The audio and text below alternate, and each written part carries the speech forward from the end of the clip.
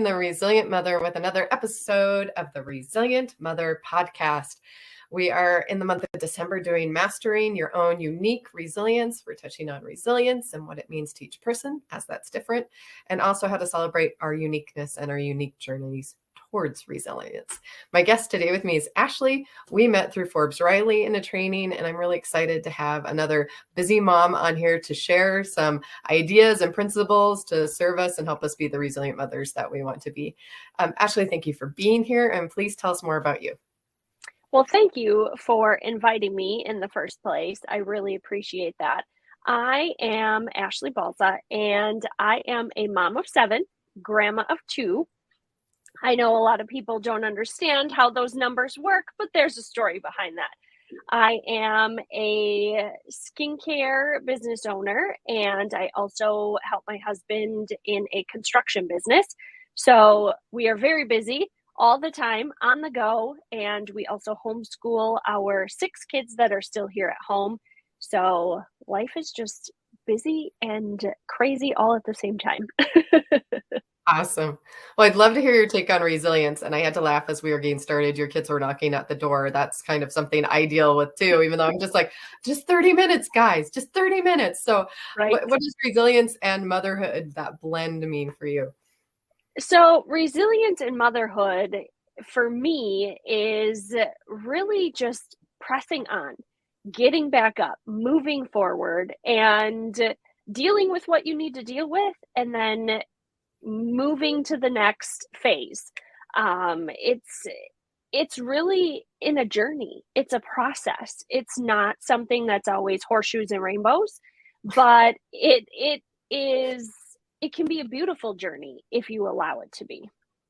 I love how you put that, because I think sometimes we forget we have a choice on our perspective on that journey. Every kid's different, for example. I'm so glad somebody told me that. And they change. You think you have it figured out, and it changes. And it could be very frustrating if you don't allow it to be a beautiful thing and just enjoy the moments and enjoy the phase of development or the phase that child is going through, and realize that it's fleeting, that they grow up so fast, and it's really important to treasure each moment along the way. And so as we're filming this, it's actually my month for resilient time management. And part of that was, what energy are you bringing to this moment? We have more control of our time and ourselves than we realize. What is your favorite part of motherhood? Oh gosh. I like to say the baby stage. When they're like itty bitty, that was generally my favorite part of motherhood. Now my youngest is 5 and the oldest is about to turn 13 next week. So I'm in that season of they're really developing their personality. They're really stepping into that teenage hormone season. And boy, oh boy, I don't know if I'm ready for it. But I really, really enjoyed just the stages as we've gone. And of course, like I said, it's not always horseshoes and rainbows. There's where you butt heads with, the soon to be teenager or the younger ones, because they're not able to communicate what they want, but then you become their interpreter. So it's fun to watch how they do develop into their personality and how they change and they mold, and just watching how they grow. And it becomes a moment that you're proud of, and a moment that you're like, man, these years are just flying by. What did I miss? Like, am I missing too much? It's just that battle of the mom of, am I missing too much because of what I'm doing, or, those types of things. So I try to embrace what I have as much as I can along the way is the best way to put it, I guess. Well, and I think you're unique, and for some, they're gonna be like 7 kids. I don't know that I could do that. I mean, I have 3 on my own, and it's a zoo sometimes as it is. But how do you manage all those parts? Because I know you sell makeup, you help your husband with your business, your home. Like, there are so many moving parts there that I think some people will be like, wow. Can you explain kind of how you structure that and manage that? Or Really, in reality, I really tell people I'm not Wonder Woman, even though everybody says that I am, but I'm not Wonder Woman. I do the best I can. I stay up late if I am taking a particular class that I have work to do for, I'll stay up later. Or I get up in the morning, I do a workout, and I work as best as I can, undistracted, until everybody starts to get out of bed. Recently, I developed a homeschool calendar for them while I am in classes, like, hey, today is this day, today is this. So they can look at that and say, okay, this is what we're working on. It's setting things up the night before if it's something that they can just self learn with, like copywriting or something like that. So it really just it's finding those intricate moments. So if I am in a Zoom call, I'll be honest, I'm usually answering meetings or emails, I mean, or sending a text message to a particular customer, especially for my husband's construction business. Unfortunately, that's something that I can't just, oh, I can do that later. Whereas my skincare stuff, that I can weave into the day of topic or what's going on. I can weave that in.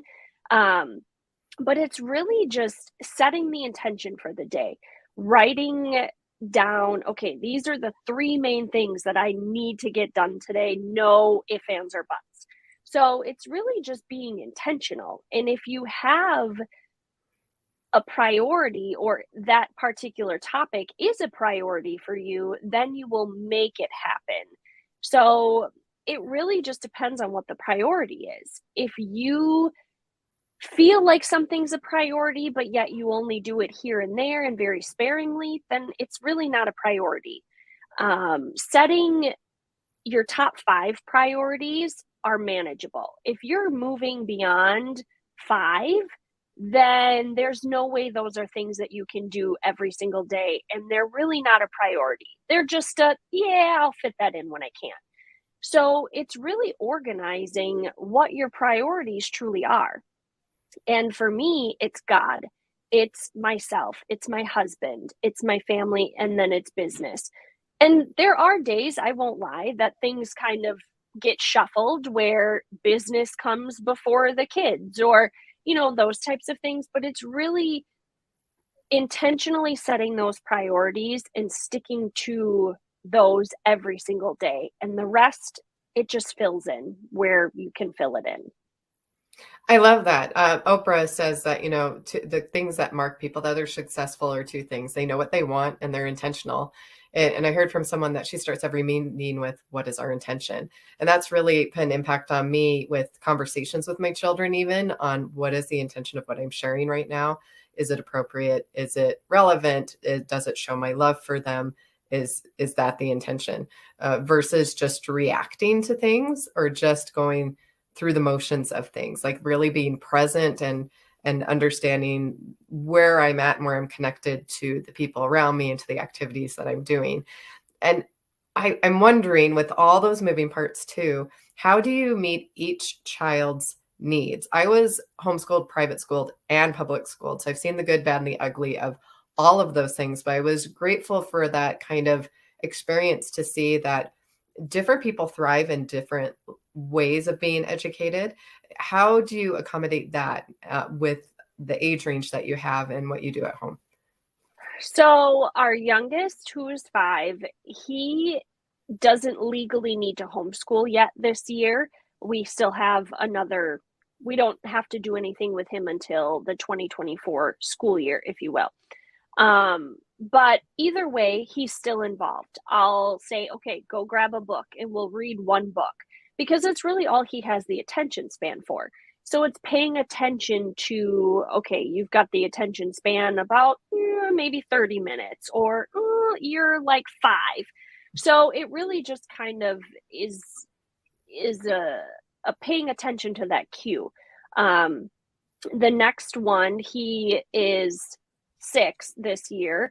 So he is homeschooling. And for him, it's really sitting down more that one on one interaction and working on little snippets of things. Again, maybe 10, 15 minutes is about all I'll get out of him. Otherwise, we like to do a lot of learn by doing and learn with real life experiences. So our older boys will go on deck builds with my husband, or they will go and do like a basement frame out if we're doing a basement remodel, something that they can learn the trades, but they're also working on math and different skills, if you will, to really make them functioning adults in society. And one of our boys, he's the second oldest, he is like my husband through and through. He will build to his heart's content. He loves Legos, he loves models, and he loves going on job sites with him and building. That's just what he loves to do. And I've got one that is more into farming. So it's kind of like paying attention to what they enjoy, what they gravitate towards, and really cueing that in and honing that in. Okay, you want to do this, let's focus on this for school, instead of, okay, I want you to do the history of JFK, but really you're interested in the history of farming. Or you have to pay attention to what it is that drives them and motivates them. And then once you bring that together, it comes together. So that's really a big thing, is paying attention to their cues. And sometimes we do like group learning, if you will. We have a lot of deep conversation in the vehicle. They'll ask questions about something, especially when we travel. So that's where a lot of our deeper conversations can happen. And yes, they happen at the kitchen counter too, but it's just they're all strapped into a seat, so they can't run off and, oh, I'm just going to peace out. I'm going to go outside and Oh, yeah. play, Yeah. where Mhm. they don't have that option. So that's where those conversations happen. Or they'll be like, Mama, I want you to quiz me on multiplication.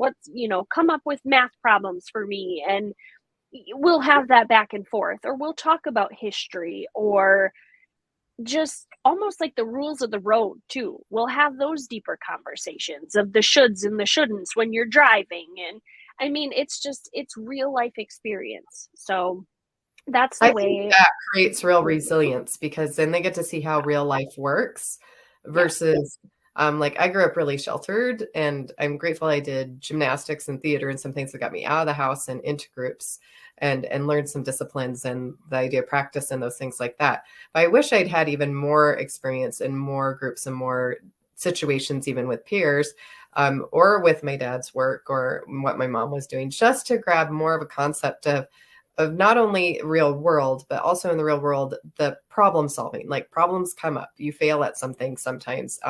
There are some issues that you have to work around or change your perspective. And then that empowerment that you can learn whatever you want to. What you are interested in, you can go develop that skill set. I think it's very necessary today with all the changes that are coming in the world, especially if you're going to be in the online space with AI and different things right now, or just the way the world works, because we're so interconnected as a world now. I can talk to someone from across the world, and maybe in this next interview, like it's amazing the potential that we have, but it can be intimidating if we're too sheltered from being able, one, to find out what our truth is, because we're going to be more resilient if we're doing the things that resonate with our given gifts and who we are. And also just the idea of the world is to be explored and it's full of possibilities. Not you must Right. follow a certain path or certain structure for success. You get to decide what success means to you along the way. And as a mother, it sounds like you're finding the way to celebrate each unique child and who they are and help them to celebrate themselves, which I think gives real strength. Now, turning that into your entrepreneurialism, it sounds like the skill of mom and meeting all the needs of these children also gives the ability for you to find the clients and customers and help them bring out their unique beauty, or with with the beauty products or different things. Can you talk a little bit about how you celebrate people in your life for their uniqueness? So for me, it is really celebrating the inner beauty. Mm. A lot of times, especially as moms, we often put everybody's needs before our own. And while that's great sometimes and can be mandatory sometimes, let's face it, especially if you have infants or um, small little ones that aren't able to fend for themselves or independent on their own. But it's really finding who you are. So after I had Joshua, he is our youngest, I got very sick and it landed me in the hospital. And that is really where my perspective of life changed and really helped me to discover who I was to then bring that to other moms. And I recently had a conversation with a mom about self care and the importance of that and pouring into her about some mom tips and tricks that she had no idea about. So it's really just being in community with other women as well and celebrating the differences that we are from different walks of life. We are in different seasons of life. And that's beautiful. And if you're in a different season than I'm particularly in, okay, well, then how can I mentor you or vice versa? So it's really being comfortable enough to be vulnerable with other Mm. moms and other women.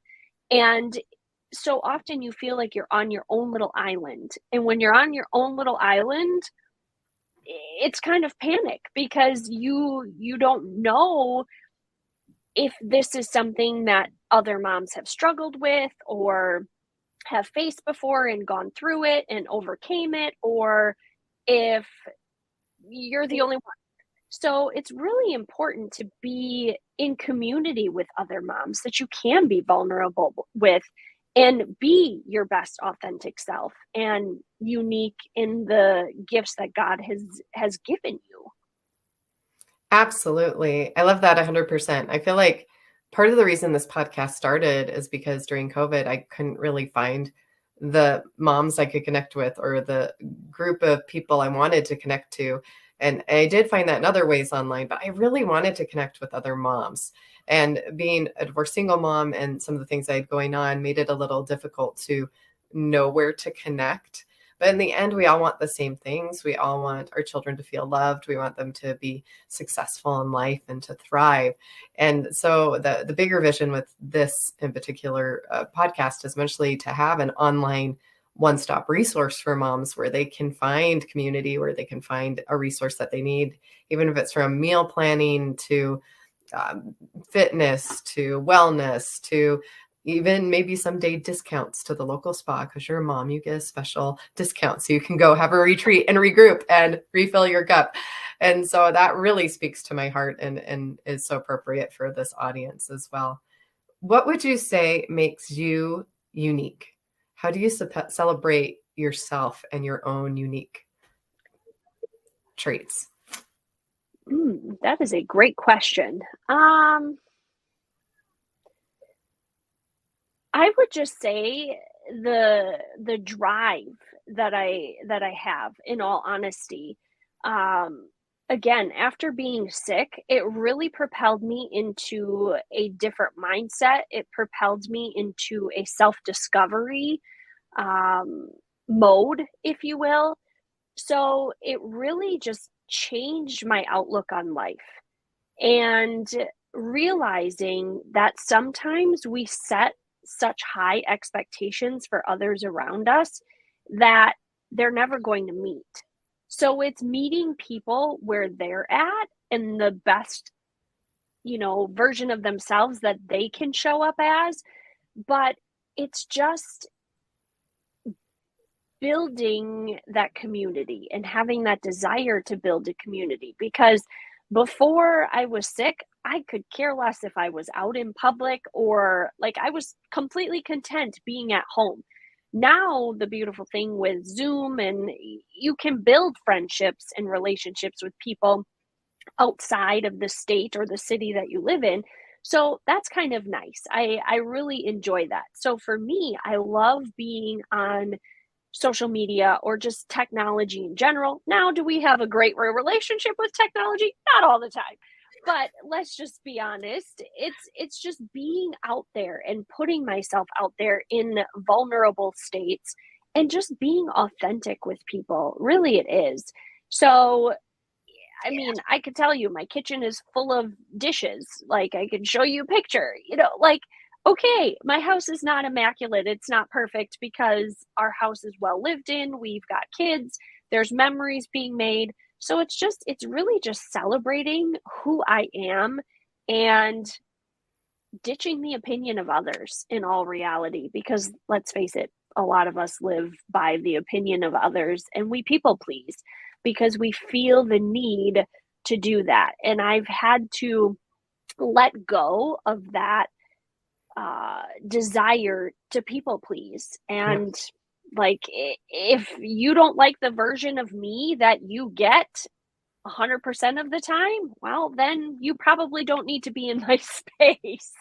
So it's just being honest and just my authentic self is what I would say. And I really feel like that's when you know you're living your truth, is when you've stepped into this version of yourself that you love and you're not going to apologize for. Right, right. And I think we want that for our children, but we have to model it first ourselves. If we don't model it first ourselves in our example and what we're doing, they're not going to follow. And that's to the better or detriment of what our own struggles and what we're going through. But I do think we have to realize, we're doing better than a generation before us. We're doing what we can with what we had, and we do have to give ourselves some grace too. And I think as you were talking about, I was thinking about how comparison is the thief of all joy. Don't go out there comparing yourself or play the keep up with the Joneses game or keep up with the TikTok or the Instagram mom game or something like that. Are your children happy? Are they healthy? Are you connected as a family? That's really, you can't put a price on those things. When your kids want to hang out with you when you're an adult and they're still talking to you, that's going to be more important than how much money did I make in my business or where I live or if the house was clean or if I have a bunch of people following me on social media. It's going to be those relationships.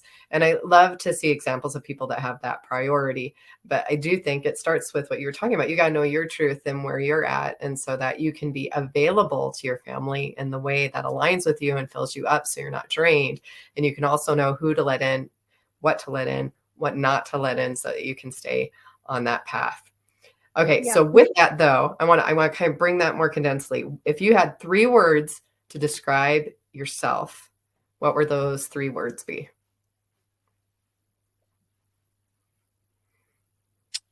Authentic,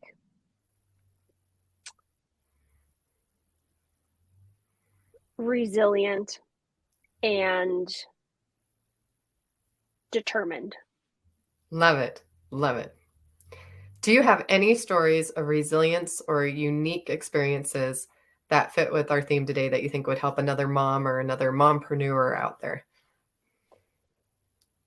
Pay attention to what your body tells you. Mm, If you are running yourself ragged and running yourself down to the bare bones, your body will force you to take a break. Your body will force you into a rest mode, whatever that looks like. It could be a chronic illness, it could be migraines, it could be a severe illness. I mean, it could be anything.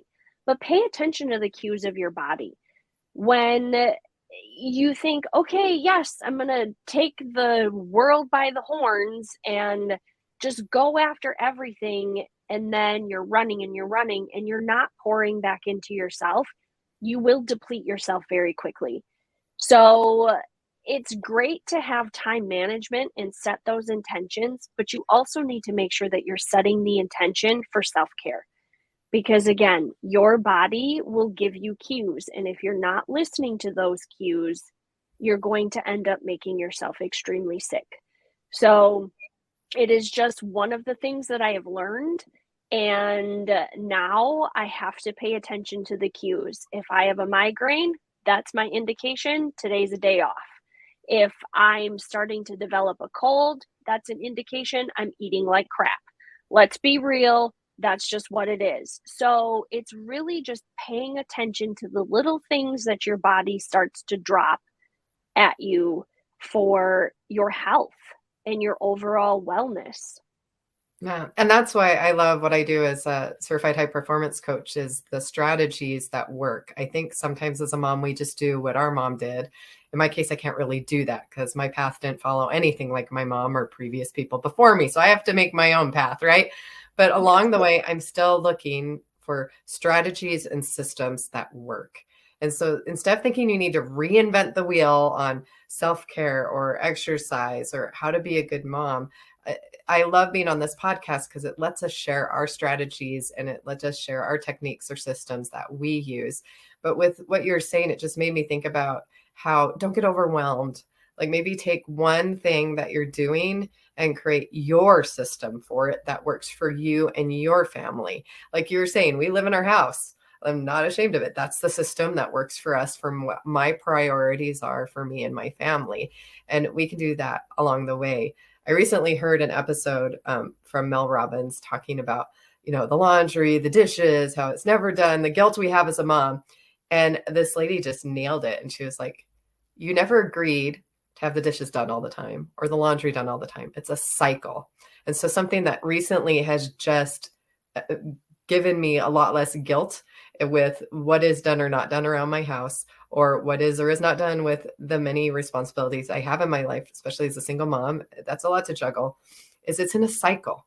So as long as I'm keeping the cycle going for the system or the strategy that works for me, I'm making progress. The problem is if you stop, you get discouraged, you get defeated, and then you fall behind on your cycle. Yeah, of course. Then it piles up and then it's going to be overwhelming. And then it's just that vicious cycle instead of a cycle moving forward. And that feels more doable. That feels easier to be like, oh, it's okay. There are dirty ones in the bin and there's some in the machine and there's some in the drawers. That's the cycle. They're not all going to be in the drawers and clean all the time, or the same with the dishes. Right, right.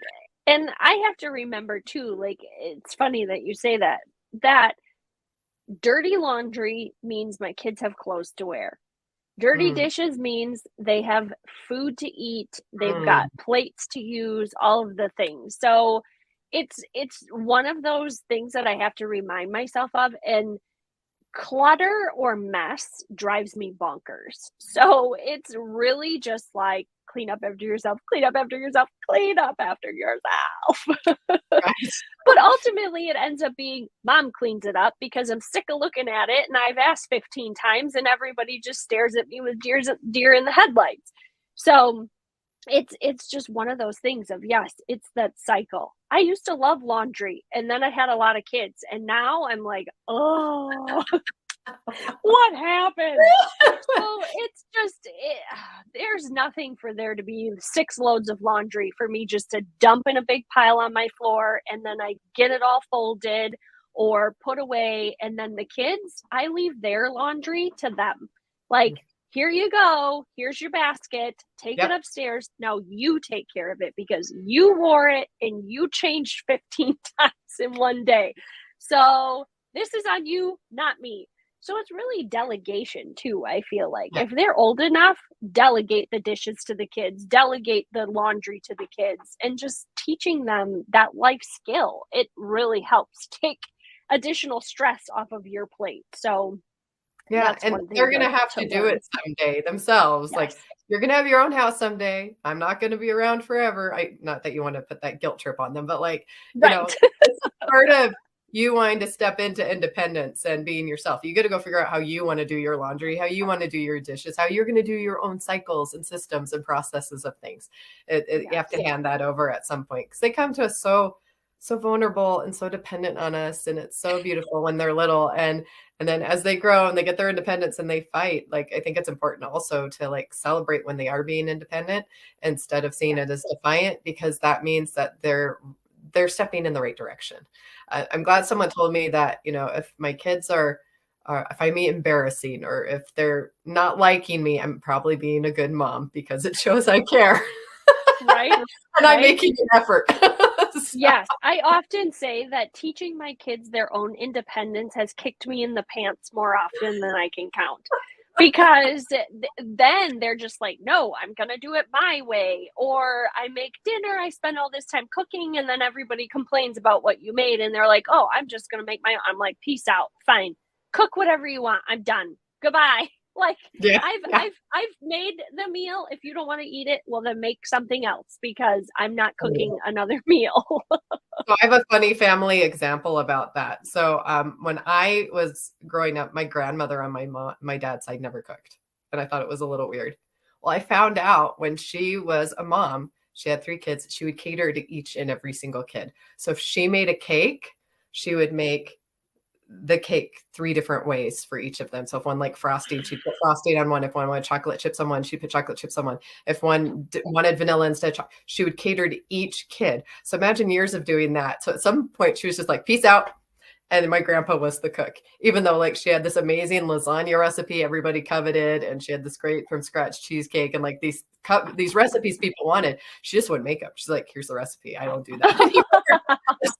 So, That's so funny. Yeah, no, my mom, I can remember for myself when I was growing up, my mom was like, this is not a restaurant. So if you don't want to eat what I made, make something else yourself. And it was yeah. either peanut butter and jelly or you threw like fish sticks or something in the oven with french fries. I can remember my dinner sometimes being a full pan of french fries because I was like, well, I don't want to eat your meatloaf and I'll just eat french fries then. So it was like, whatever. You just did what you did when you were a kid and that's what it was, or a bowl of cereal, right?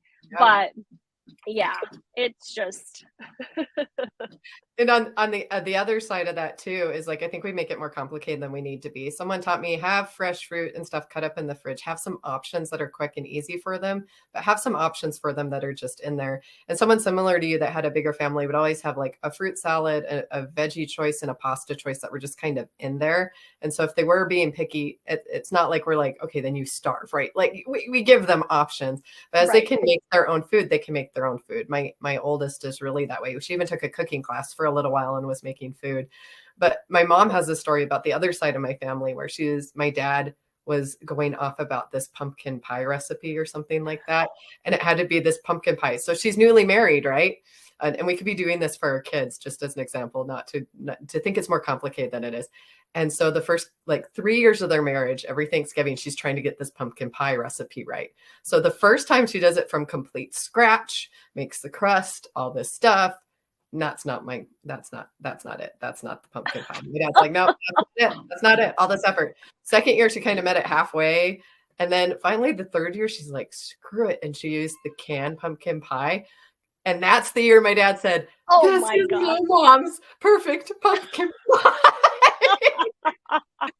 I totally would have just went and bought one. Like, here you Right? go. Oh my gosh, that is too funny. Too funny. Man. Oh So yeah, goodness. just keep it simple, you know. The biggest thing I'm learning, and I learned when I did, I actually went to the psychology department up at our university and did family counseling, was you only need 5 minutes to really, really connect with your kids.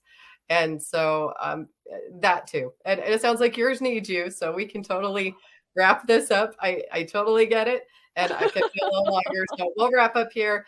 Ashley, I've loved this conversation. I love that we can just be really real and authentic here as moms. And I really believe something we said has served someone out there. And so if people want to work with you or learn more about you or how to manage 7 kids like you do, where can connect with you?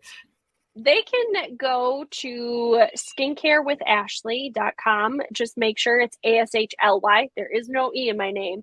And you can learn more about me. You can fill out schedule a consult with me. I mean, everything is there at skincarewithashley.com. So that's the best way to get in touch with me.